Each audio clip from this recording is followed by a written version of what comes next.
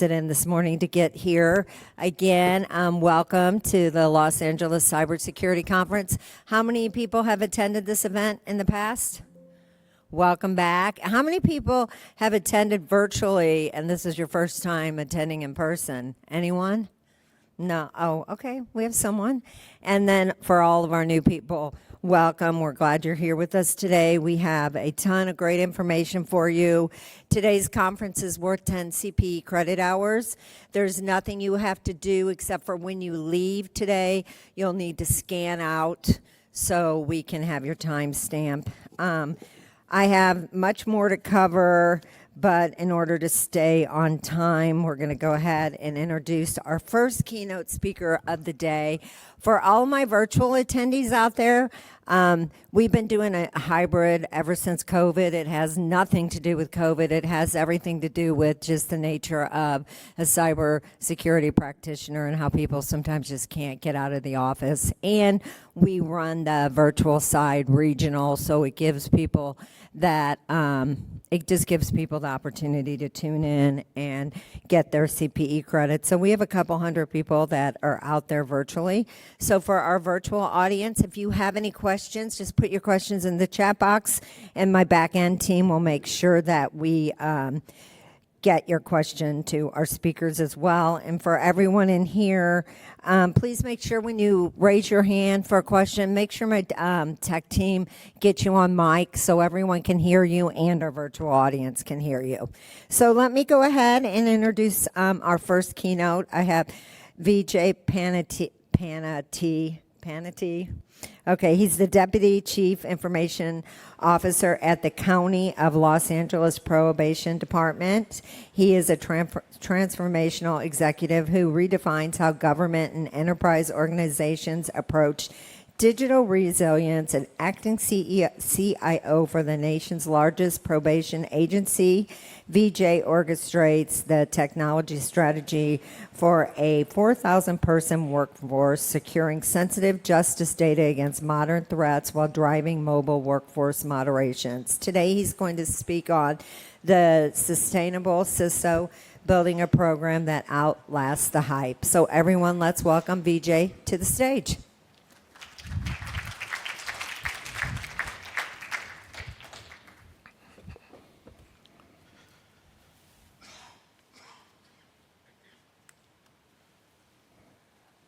So as I was getting mic'd up, Lorenzo and I were talking about, what's the scary movies?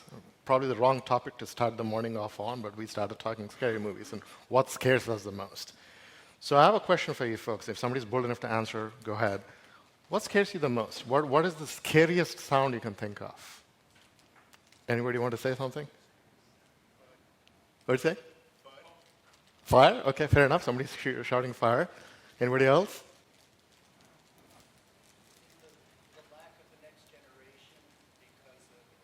Lack of next generation because of AI. Okay, that's pretty complex, but that's a good point. For me, someone's what? Did you say what? Okay, I won't say that. I won't repeat that. For me, the scariest sound for the longest time was a buzz. And I don't mean the high buzz, but it was the buzz, the vibration of my cell phone that was under my pillow so I wouldn't wake my wife up. And so in the middle of the night, the phone would vibrate. And that would scare the heck out of me because that usually indicates something bad has happened. And to a lot of us security folks, that's really the case. If you think about it, it's not the normal day work that really scares us. It's that phone call, that quick, urgent call, middle of the night saying, the sky fell down. I went through that phase. Now, thankfully, the phone is not under my pillow. Yes, I know that's a bad idea. It's next to the bed. But I'm not as concerned right now. It doesn't scare me as much. Not because the fear has gone, not because there is no problem, there's always continuous problems, but because I have now confidence in things. What do I mean by those things? My team, the processes, the systems that's around in the organization that I am at, where I know things are going to be taken care of. It doesn't scare me as much. The fear is still there. Like I said, the problems are still there, but I don't have that thumping in the heart. Famous last words. Tomorrow I'll probably regret this. We're living in a pretty paradoxical time, if you think about it. Like, you talk about the advent of, AI technologies. We talk about zero trust. We talk about immutable backups. We talk about these great things that are supposed to protect us. But in spite of that, we all have those moments, right? And we still have problems. We still have a lot of huge breaches. We have huge issues that crop up that causes many organizations to falter and some to even fail. Now, is Kim still here? I'm going to say something for the next 30 seconds. I'm going to probably make Kim very nervous that she invited me to be the keynote speaker, but I'm going to say it anyway, and it'll make sense. And Kim, if you do hear this, it's all good, I promise. You cannot buy your way out of the problem. So now, as you walk out here, you will see a lot of vendors who have really good products, and I highly encourage you to go see them, understand them, and in many cases, they will solve your problem. But please, do not start your conversation with the purchase. You never, ever start talking about buying first. That's really the wrong way to go.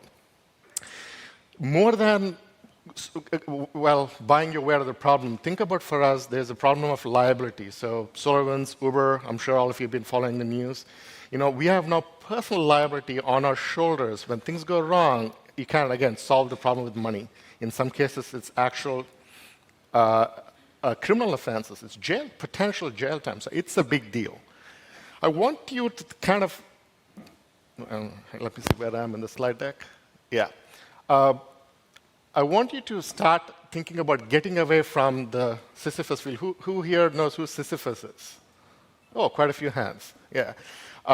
Get away from the Sisyphus idea of going through the wheel constantly, of doing the same thing again and again and again and still not getting ahead. And start working on building what I would call the sustainable CISO program. And we'll talk about all the components in just a bit.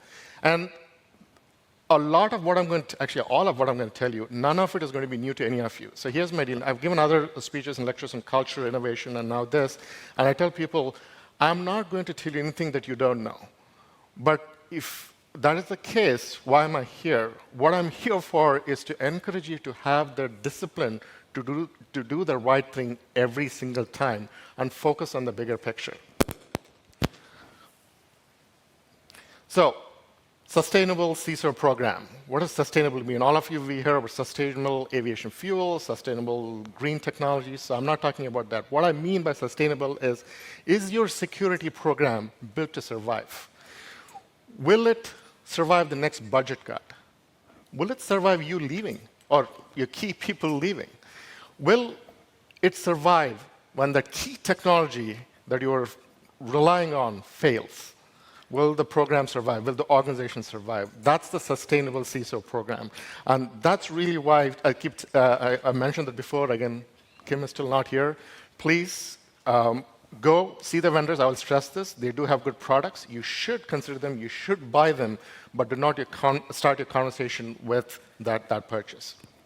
I'm proposing a shift beyond technology.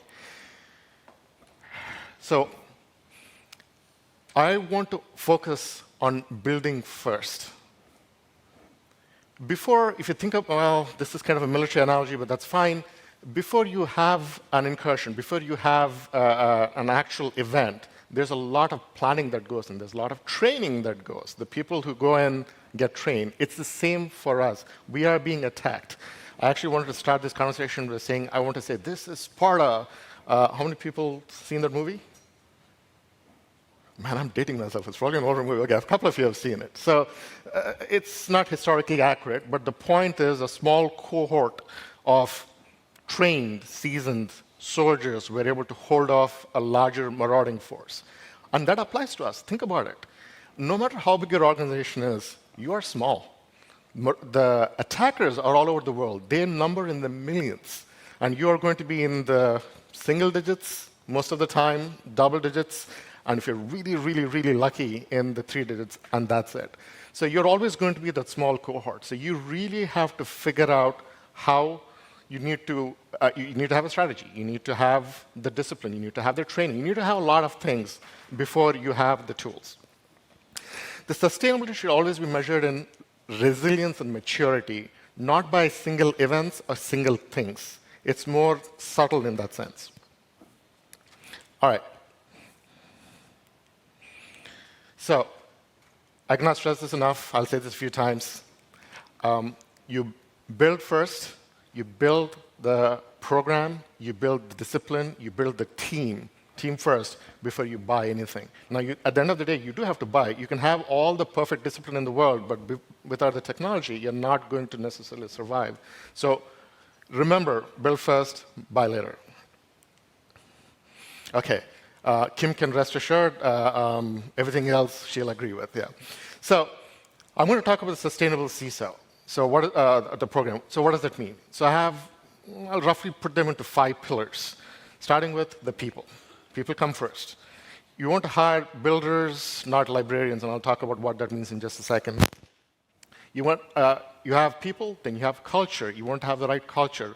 Remember, all of this is before you even think of technology or the tools. You want to have the right people. You want to have the right culture.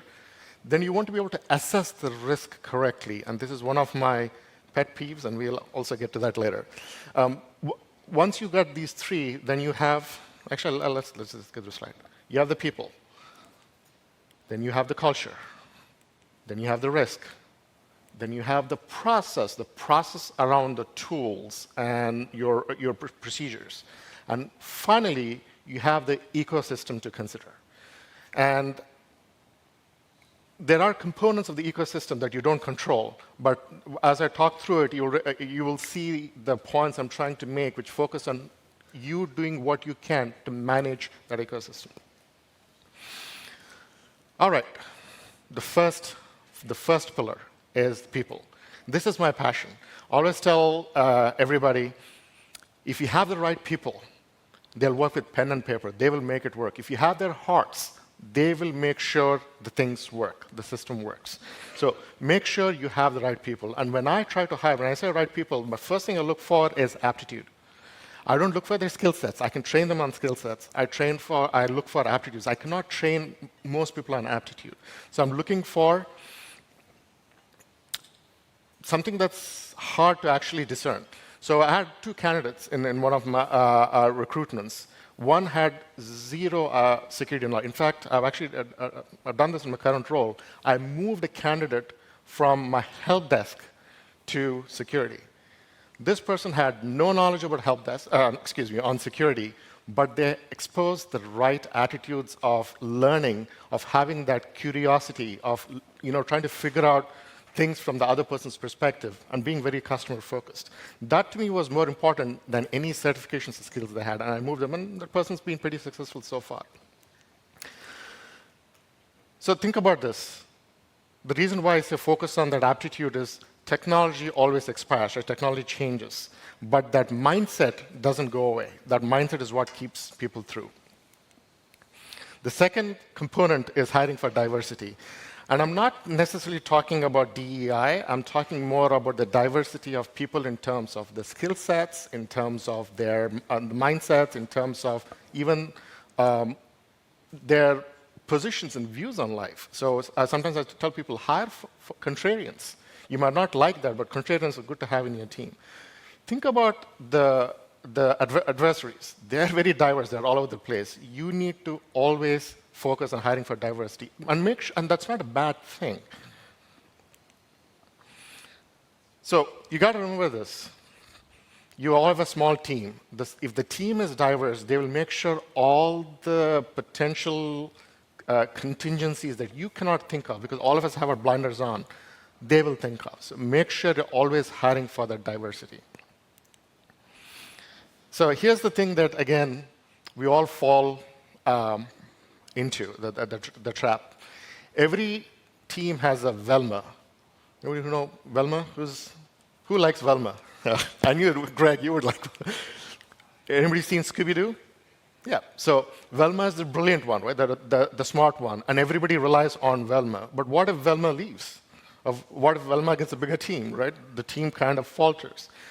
we fall into the trap of finding these superheroes and then putting them on a pedestal. In my organization, one of my goals is to, how should I put this politely, retire the superhero. We don't want superheroes. We don't want a savior. We want everyone to have an amalgamation of skill sets that makes them resilient and successful in their roles. And this is, again, like I keep saying this, it's very easy to fall into this trap because you find this amazing person and you say, well, this person can do this job. They can do the log analysis well. They can do whatever the task is, and you rely on them fully. Really, really bad. What if they not get under a bus, but what if they get on a bus, right? So, they win the lottery, whatever, they leave. So never, ever, ever rely on single points of failure, essentially. Make sure that it's always spread. All right, let's go to the next one. Culture. So culture is, again, very important to me. It's very close to my heart.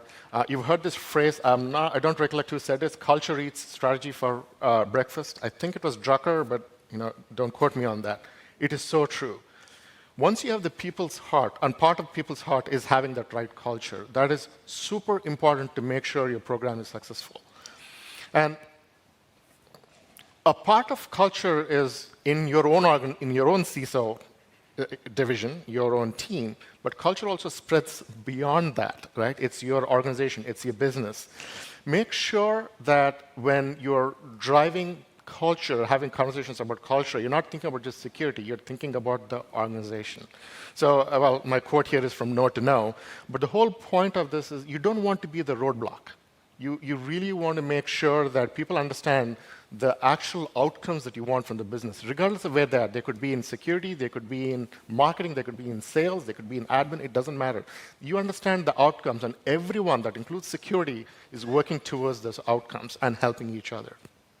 Again, easier said than done, but it's possible. And part of doing that,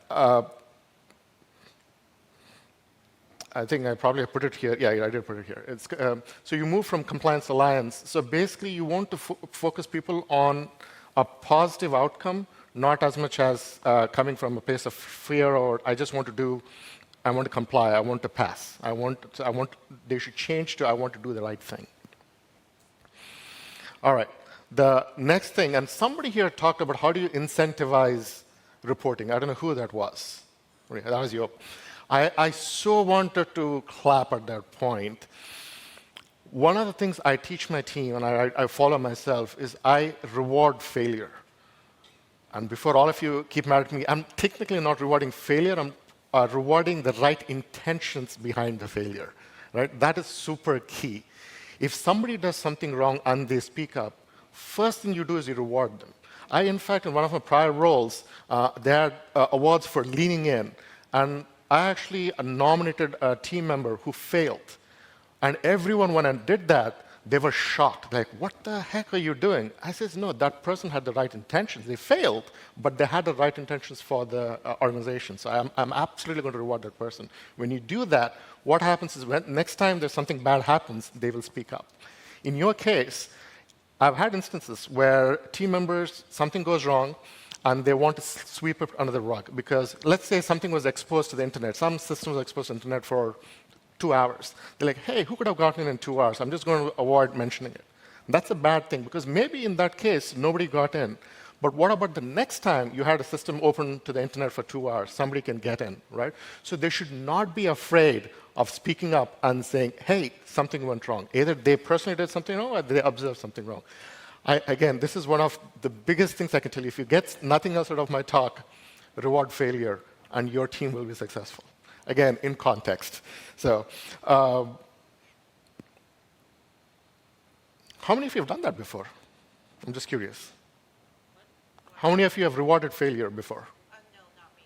Yeah, which is fine, which is not a bad thing. But yeah, I see a couple of hands up. That's awesome. Again, I want to be clear. That's the reason I mentioned that is you're not rewarding the actual failure. You're rewarding the right efforts. So that's a key point. Now, when you are in an organization, they want to do things that are going to be risky. So instead of saying no, one of the things you can actually do is present guardrails. So instead of, again, within reason, I know in this example I said stop, show ID, you should show ID, and in many cases IDs, identifying people are important. But in this context, instead of slowing people down, you can do other things. You can present guardrails which minimizes the risk that those people, the organizations, or that process or procedure is exposing, right? So guardrails could be as if somebody says, look, this login process is too hard. And we've done this in one of our previous organizations. We did single sign-on. And we did active log monitoring on the back. I'm pointing to Greg because Greg and I worked together in a prior organization. So we've actually done that where we said, OK, we want to remove the friction for the business to do their work, but at the same time, we have controls in the back to manage that risk. And so you want to change from becoming a blocker to an enabler. Again, in a good way. So if there's any psychologists or psychiatrists, please don't start shouting at me. In this case, enabling is actually a good thing. All right. So let's go to the next one. The other thing that you really have to focus on is, again, this kind of falls into the superhero paradigm. You have to become and encourage force multipliers. And what do I mean by that? You want to have your program, your strategy, whatever it is, and inculcate that with multiple people across the business. So in that sense, essentially, you're being a force multiplier. You want champions. So, and it's easier said than done, right? Because everyone has their blinders, number one, and everyone has their outcomes. So if I'm security, I focus on security. If I'm marketing, I'm focused on my bottom line, right? I need to sell or do whatever that is. If I'm admin, there's a different outcome that I'm looking for. So having people in all those units who become your champions is a really good thing, and that's something you have to focus on. And that's where really, as leaders, you should be spending your time. If you're spending your time in the weeds as a leader, working on the technology and being in the implementation, you're absolutely not doing your job. It sounds nice, but you're not doing your job. Your job should be getting that buy-in, making sure people are on board, making sure people have the right idea, the mindset, and that's kind of what you should be focusing on. All right. So let's go to the AI. Let me give you a funny story about AI. So I don't know if any of you noticed, all the pictures have been created by Gemini. Nano Banana Pro, I think they call it. That little thing on the edge should give you the clue. So here's how this happened. So I went in. I really suck at making pictures. So I said, hey, I have these ideas. I'm doing a presentation. I have these ideas. I want this kind of concept. I give my requirements. And I said, use Nano Banana Pro to build the pictures for me. So Google Gemini turns around and says, oh, yeah, there's no such thing. And I said, no, this is your own tool in your own organization. Use that to build me these pictures. So Google Gemini, not kidding, said, oh, Vijay, you must be hallucinating. And oh, the irony. Alanis Morissette must be thinking about it. This is irony. Who's heard that song? Man, I'm really dead. Oh, yeah, Greg, I knew you would do it. But that is real irony, where the AI that has a tool tells me that I'm hallucinating. So I said, OK, that's funny. So I opened a new window, got the Nano Banana Pro prompt, and I started working on it. But anyway, so my point of this is Skynet is not here yet. So we don't have to worry about losing our jobs. But we have to figure out how to use AI. So in your operations, in your lines of business, absolutely there are people who are going to be pushing for using AI. I really encourage you to start working on helping them. All right. Let's go to the next pillar of risk. This is one of my favorite. So this is also a pet peeve for me. People conflate risk with two things. CISO people, what is risk? Risk is actually looking at your vulnerabilities and what's your exposure to those vulnerabilities and then mitigating it. They use too much time vulnerability with threats. Fair enough. That's a good point. Anything else? Very short. Yeah.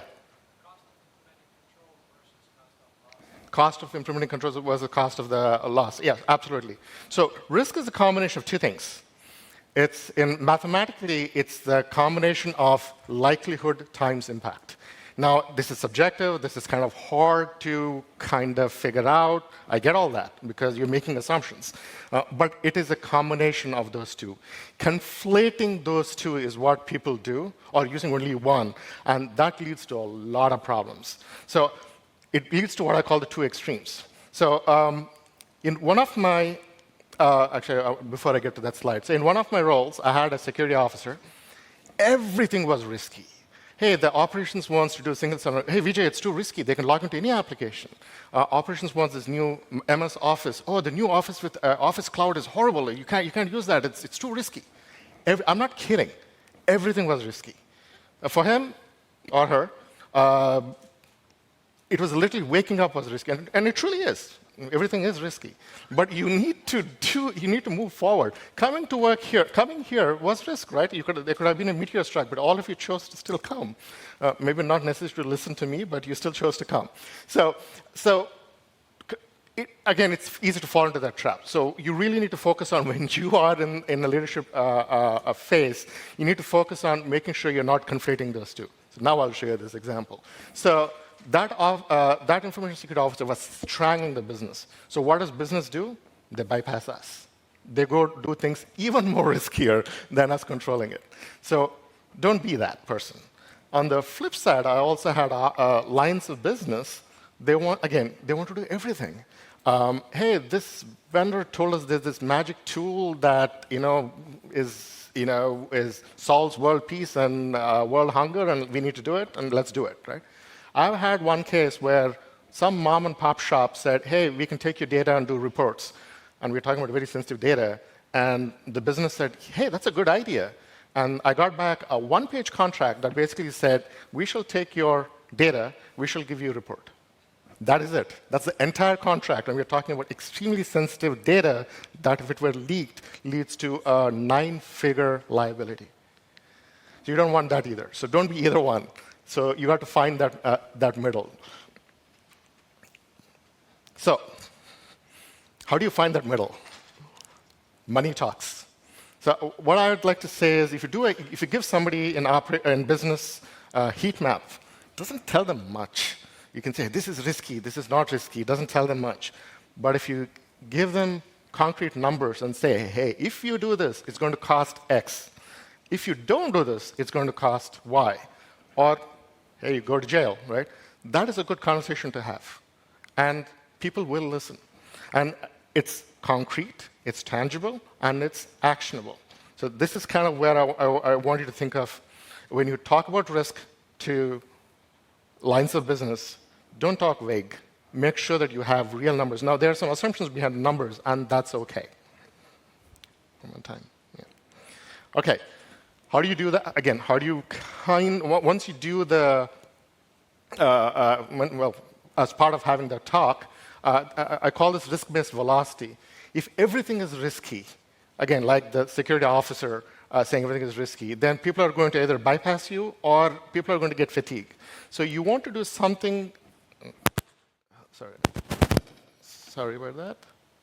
You want to do some form of T-shirt sizing, right? You can say, this is not that risky, so let's not put too many controls into this. Or something is very risky and say, for that, we're going to put a lot of controls, we're going to slow the process down. So think of HIV lanes. You have something maybe in the HIV lane, the multiple people, it's not risky because people are paying attention, maybe. And you pass that through. If you're not in the HIV lane, you need to be slower for whatever reason. Again, not the perfect analogy, but you get the point.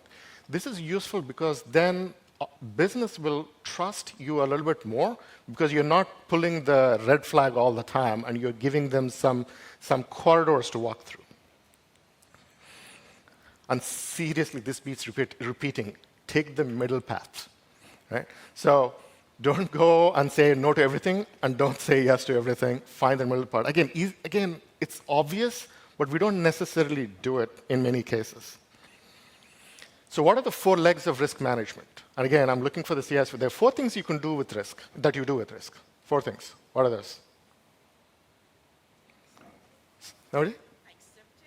Very good. That's actually my 4th thing. That's very good. You accept the risk. And that's a good point. You always accept some risk, period. And we'll talk about why in a bit. Anything else? Transfer the risk. Transfer the risk. Very good. Mitigate. There's one more. No, transfer, mitigate, accept. There's one more. Avoid. Somebody did well in their CISSP exam, I'm sure. Yeah. All right. So the first thing you do, this is what we're all in, right? We mitigate risk. You put on armor, you get a sword to fight both active and passive, right? You do things to protect yourself. Great. The other thing you do is you transfer well, that's the changing of the guard, but you transfer the risk. So how do you transfer the risk? Insurance is a very good idea. The other thing, yeah, that's a very good point. Insurance is what everybody talks about. That's very good. Anything else you can do to transfer the risk? Alternate sites. Outsource. Thank you. I was looking for that. You outsource to a vendor. I've been asked to do a credit card transaction. I says, heck no. PCI compliance is a pain. Let me have a vendor do it, right? You're transferring the risk as long as you have the right contracts in place and due diligence and all that. You're stealing my thunder. That's actually what was going to be one of my lines. But that's a very good point. She said, vendors, the risk stays with you. And that's an amazingly good point. And we'll get to that in a second. But you still, that's why I said you do due diligence, right? You do other things. And you avoid the risk. Maybe in this castle, there's a Renaissance fair that you want to go, but there are too many crocodiles. You go to the next castle, right? You can do other things.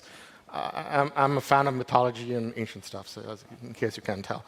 And the last thing you do is accept the risk, right? At some point, you say, you're going to accept the risk. If somebody's going to hit you with a pool noodle, you're not going to scream. You're just going to laugh, right? So, and that's not a bad thing. But you have to remember, as an individual, your tolerance, and this is the point I'm getting to, your tolerance for the risk activity is different from an organization. So something that you might not be willing to accept, the organization might be willing to accept, and vice versa. Something that you might say, you know what, I don't care, I'll take the chance. The organization might say, no, that's not a risk we're willing to accept. So these are the 4 things you do, and you really have to be careful about how you do it. So here's before we get to this point, let me talk, since you brought it up, I'll talk about that. When you go to the vendor, you still own that risk. You absolutely own that risk. And that's why your due diligence, your assessment, all of it really matters. No matter what you do, especially when you do the risk acceptance, you have to remember it's a lease, not a marriage. So you say, you know what, I'll accept the risk today. Great. What about next year when the technology has changed, when the landscape has changed, when the law has changed? Right? So you cannot live with just accepting or just saying, you know what, I accept the risk, I'm done, I'm washing my hands off it. So you need to always reassess. Think about encryption. And right now, there's stuff that cannot be decrypted easily, but with quantum technology, that stuff can be decrypted easier, right? So you have to be aware of the changing needs, circumstances every single day. And that's why I said that the lease, not marriage, technically applies to all 4. You should be reassessing all your strategy, your program all the time. But more so for acceptance, because in the other 3 sections, you're kind of doing something more actively. In acceptance, you're not. Now let's talk about process. The process, how should I put this? You can have the best tools in the world. So the analogy I'm going to use is the Ferrari or supercar in the swamp. But if you don't know how to use it, if you get fatigued by the reports from it, if your team is not trained on handling it, there is no value in the tool, right? It could be $1 million tool, but you can't do anything with it if you don't know what to do with it. You're better off having simpler tools, but better trained people with better mindsets. Again, I want to be clear. I'm not saying technology is bad. I'm not saying don't buy the Ferrari or whatever the supercar is. Do whatever you want, but make sure you have the framework done correctly. Have the discipline to say no. All right. Less is always more. So with my team, when they come and tell me, hey, I have this new amazing security tool, the first question I ask is, what are you retiring? Right? You want to be, again, within reason. I'm not saying get down to one tool, but again, within reason, you want to have less because it's easier to manage less. So again, have the right conversation about the right level of risk on the table that you need to manage, and then set up your tool strategy appropriately. Be minimalist. This is the last one I'm going to talk about, the ecosystem. And this comes down to your, what's your name? Irina. That's something that Irina talked about. You don't live in a self-contained castle. Right now, there is no fortress. The fortress is dead, right? There is the planet. So a lot of times, sorry about that. To Irina's point, you outsourced a vendor. You outsourced the work. You did not outsource the risk. The risk is still yours, always.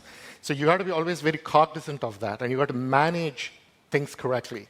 First thing I can tell you is the questionnaire fatigue is real. Everybody does questionnaires. You get back the response, and you say, "Oh yeah, I'm done. I'm compliant. The vendor said I have these controls. We are compliant. We are good." That's not the end of the story. You need to always be pushing. You need to be doing more. Treat vendors like partners. In this case, I would say treat it like a marriage. Make sure you do your due diligence to make sure the partner is the right partner, right? So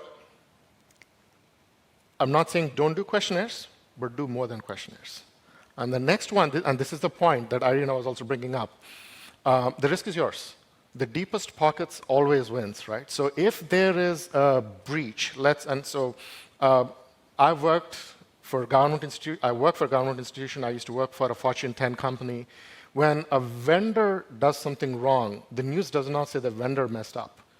The news says my organization was breached, right? So the risk is always with the deepest pockets. So it's always yours. So you need to make sure, no matter what you do, especially in the ecosystem, you're doing the right level of due diligence. Now, you cannot be perfect, right? Things will happen, but make sure you have the right controls in place to manage the situation when things, it's not if, it's when things go wrong. A few more minutes. Okay. So you really need to watch who you let in, right? So I cannot stress again this enough too. It is very tempting when a vendor comes and says, I can do magic for you, right? Make sure you ask the questions. Make sure you are truly skeptical of that transaction, and make sure you have the right controls. And the controls could be many ways of controls. One is a mitigation control. One could be a transfer control. You can tell the vendor, buy insurance for me, right? And we do that. We actually tell vendors they need to have a certain level of liability insurance before they come on site. So you got to watch who you let in. You can have the best controls, you can have the best people, you can have the best technology, but if you let somebody in, all those controls are moot. And who said this? Did Ronald Reagan say this? Trust but verify. You always have to trust but verify, period. It is okay to be skeptical. Again, as long as you do it respectfully. I tell my vendors up front, I says, look, I'm going to come in assuming you're wrong, and let's have that conversation. So that's the right thing to do. You really want to continuously do this. Trust but verify. Right? So let's recap really quick. The first pillar was people, right? Hiring builders, not librarians. Not just people who are maintaining, people who can build, who are creative. Next is focus on culture. You want to move from fear into trust. Not just within your team, but your whole organization. And ideally with your partners too. And the next, I think, is understanding the nuance of risk. Really get a handle on risk. Do not fall into the everything is risky or everything is not risky. Find that middle ground appropriately. And that changes according to the circumstance, the time, the situation, the law, whatever. It changes. Make sure you're cognizant of that. And next, I'd say focus on the process. Make sure you have the right process so your team and technology can do well. And the last thing I would say is don't forget you're not a fortress. Focus on the ecosystem. You really need to make sure that everything is done correctly for your organization, not just internally, but externally also. On that note, two things. This is an ongoing conversation in your team when you talk about a CISO program. It's not a build once and forget about it and I walk away. Make sure you constantly reassess. Do it monthly, weekly, whatever cadence makes sense, half yearly, it doesn't matter. Make sure you're consciously thinking about, do I have the right program? Can I do something else? And when you do that, focus on the people first, process second, and technology last. But do get the technology. I did do a simple blueprint of sorts that you can use to at least get your thoughts flowing. So if you click on that link, I think, Kim, you already have that document app, right? Yeah, so you can download the document. That's not a be-all, end-all document, but that at least gets you started on, hey, these are the things I should be doing, right? Let's keep the conversation going. And on that note, thank you, everybody. Thank you, Irina. Okay.